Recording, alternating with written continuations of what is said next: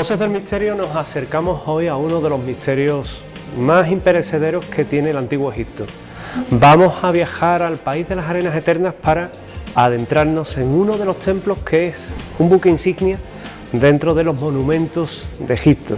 Vamos a acercarnos a Abu Simbel, donde 4 colosos nos esperan junto con una apasionante historia que vamos a ir desgranando con todos sus protagonistas paso a paso, milímetro a milímetro, y sabiendo buscar entre la historia, el misterio y la arqueología, con un protagonista principal, Ramsés II, el Grande, el cual se le debe y se le atribuye la construcción del monumento que tienen a mis espaldas, un monumento que hacía gala de ser, aparte de uno de los faraones más importantes que tuvo el Antiguo Egipto, también un constructor, un edificador, porque este templo se hace justamente en conmemoración de la batalla de Qadesh, una de las más famosas y las cuales se marca un antes y un después dentro de lo que es la vida en el Nilo, a orillas de Asuán, a orillas de ese río que da la vida, del Nilo, se impone este templo que hacía recordar a los hititas, a los nubios, que el poder lo ostentaba Egipto. Pero no solo eso, sino que también nuestra moderna historia nos habla de Egipto. Y nos habla de Egipto y nos habla del templo de Abu Simbel porque es patrimonio de la humanidad desde el año 1979. Y este mismo templo es trasladado junto con todo el conjunto monumental 60 metros de su emplazamiento original para que no sea cubierto por las aguas del Nilo. Ese mismo trabajo faraónico que llevó a sus constructores a su edificación va a llevar a los modernos arquitectos a trasladarnos y a salvar esa maravilla de la antigüedad. Hoy les hablamos del Egipto de los grandes faraones. Hoy les hablamos de sus grandes protagonistas, Ramsés II, Tutankamón, Nefertari, y hablamos con Hani Mostafa, el arquitecto, el diseñador, aquel loco que soñó precisamente con llevar a cabo una obra también faraónica, la reproducción del templo de Abu Simbel.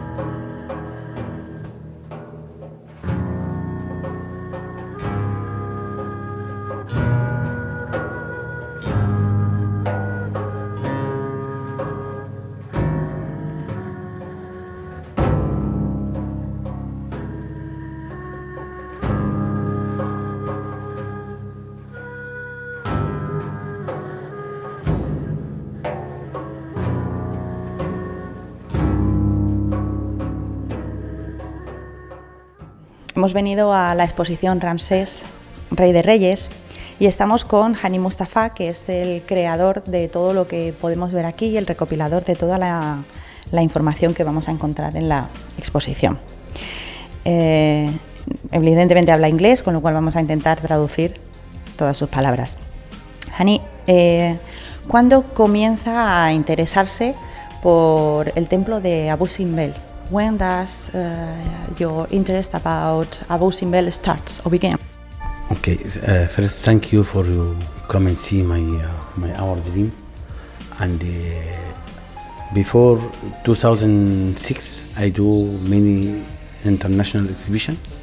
I was small statues, and I go to Feria di Levante in Italy, and I have one statue of Ramses II, and statue of Tutankhamun. And I see many people, he need to take photo with this statue.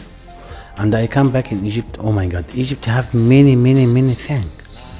And I start think about I must do something important. And I stay 6 months, I go to Luxor, I go to Aswan, I go to Colombo, I go to many places in Egypt for I found one thing important, one thing people all the world he like visit this pharaonic place. And finally I choose Temple Abu Simbel because you know Temple Abu Simbel is very important temple in Egypt. and you have two events for 1 year. One is 21 of February and 21 of October. The sun go from the door until last room is the statue of Ramses, and I do this temple. Bueno, nos comenta Hani Mustafa que después de haber visitado algunas exposiciones, él pensó que tenía que hacer algo importante, algo que llevara a Egipto a la gente, porque sabía que Egipto gustaba y esta le pareció la mejor manera quizá de poder dar a conocer su país y todas las grandes cosas que tiene. Precisamente eligió Abu Simbel, este templo en el que hoy estamos, porque tiene una dinámica bastante curiosa con el sol, que también retrata bastante los hábitos de lo que era el antiguo Egipto. Hani, ¿cuánto tiempo ha tardado en construirlo y recopilar toda la información? How many time have you taken to you? I stay think about the temple this 4 months, and I go there more than 100 times because you have the temple of assembly. You have very very important Battle of the Qadish, and this Battle of the Qadish I can't find in book, and I go more than 100 times for I see all details, and I stay 5 years, and I don't know my letters. When I talk with anybody, any friend, my wife, my family, I will do Temple Abu Simbel, copy of Temple Abu Simbel. What do you do? You are crazy? You lose your money? No, you have your children, you must take care about it. No, I close and I start work, and 5 years. 5 years for finish everything, but this is 100% like original. Nos comenta que han sido 5 años de trabajo en los que su entorno le decía que estaba totalmente loco y que iba a arruinarse haciendo este trabajo. Hablamos de 4 meses de entrada en el templo y después alrededor de unas 100 visitas solamente para poder traer todos los detalles.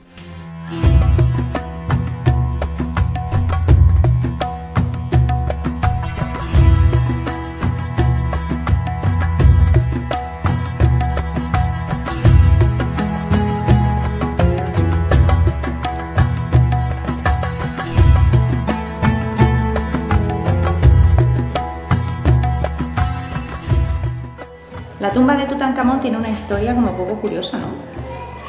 Sí, porque según se dice, tal y como encontraron la tumba, de encima de ella había un escrito que decía que más o menos que la muerte iría sobre todo los que osaran abrirla, ¿no? Violaran la tumba.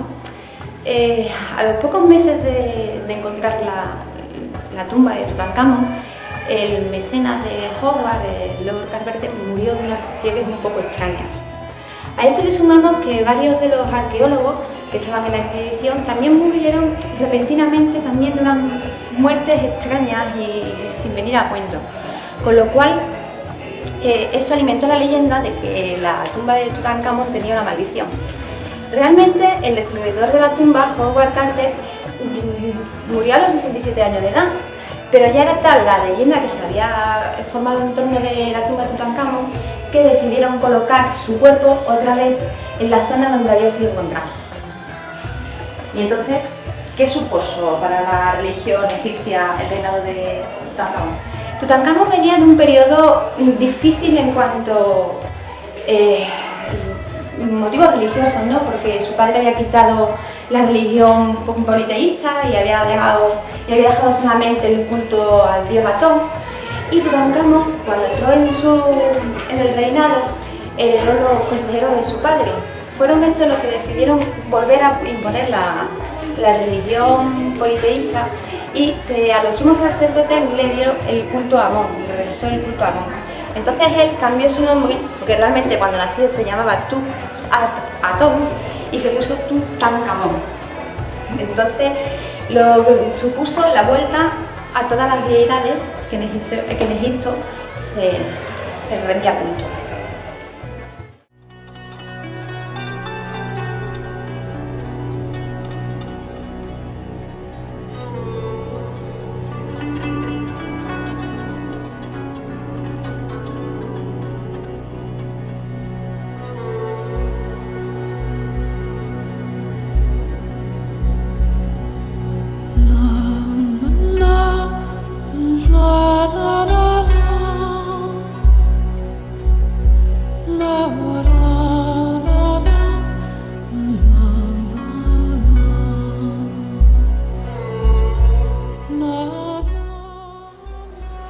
el complejo de Abu Simbel podemos encontrar dos templos.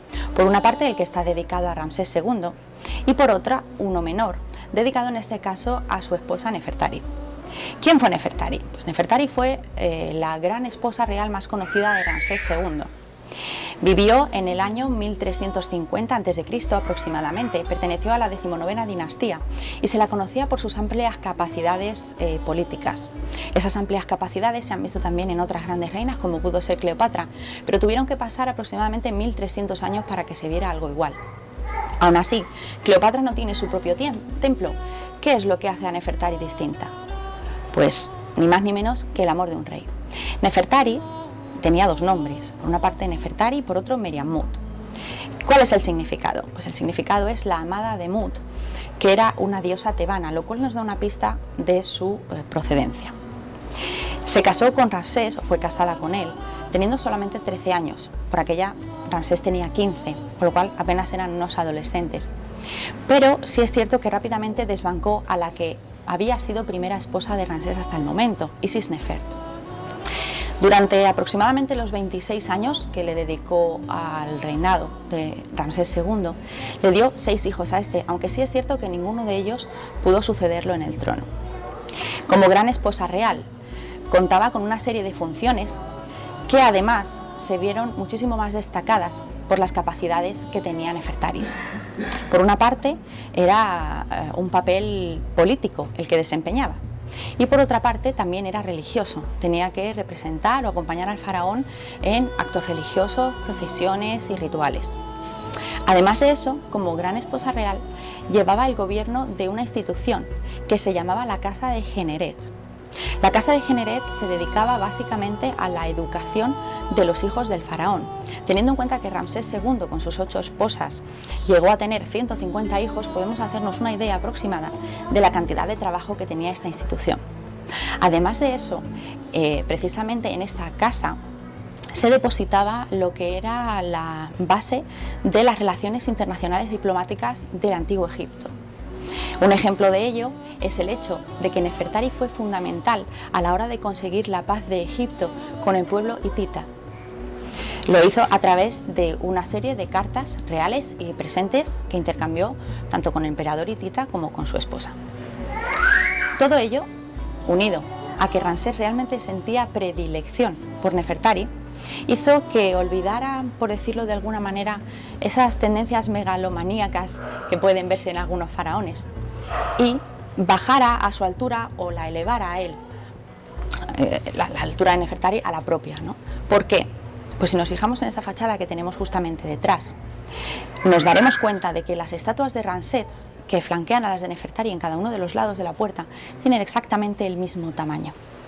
Eso, unido también a la libertad artística que tuvieron los artesanos que hicieron la tumba de la reina, nos dan una idea precisamente de por qué Nefertari es especial, qué tiene de distinto y qué la hace tan grande.